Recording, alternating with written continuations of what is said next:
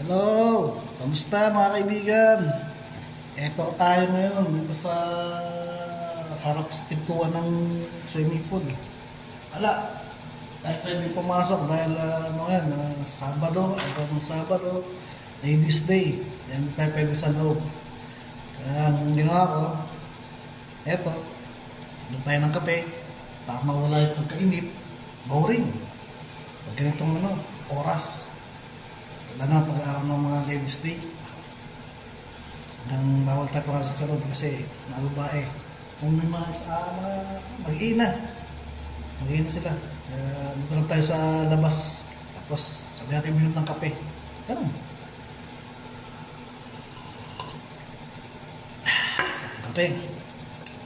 Ayun na ito para mawala yung medyo pagka-inip-inip natin. Pagka mainip, hindi tayo ganun maborin, hindi tayo paano. Pagkatapos ng konti, sabi natin inom ng kape, ay nakapagos ko.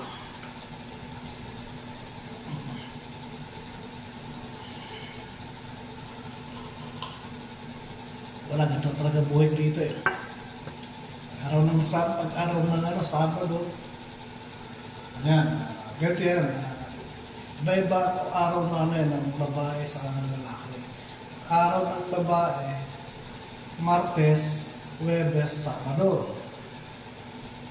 Tapos ang lalaki naman, Miyerkules, Biyernes, Linggo. Tapos yung Lunes, Depko naman yun. Ngayon, pag araw naman ng Depko, gala tayo dahil anim na araw tayo nakakulong dito sa building na to. Kaya, kakabagot. Hindi mga mahit yung gano'n na nakakulong ka sa loob ng 6 na araw. Kaya ang ginagawa ko yung pag-araw ng Deo ko, tapos sa mga barkada ko, pasyal ako doon, makipag-inom, gano'n. Gala-gala. Pag-hapon na, ng Lunes ng hapon, gabi, uwi na ako dun sa Sarda. Ang mga buhay ko rito. Kasi wala eh. Kasi naman sa magmukmuk ng gusto na kung saan saan. Okay lang. Yan naman talaga eh. Trabaho eh, diba?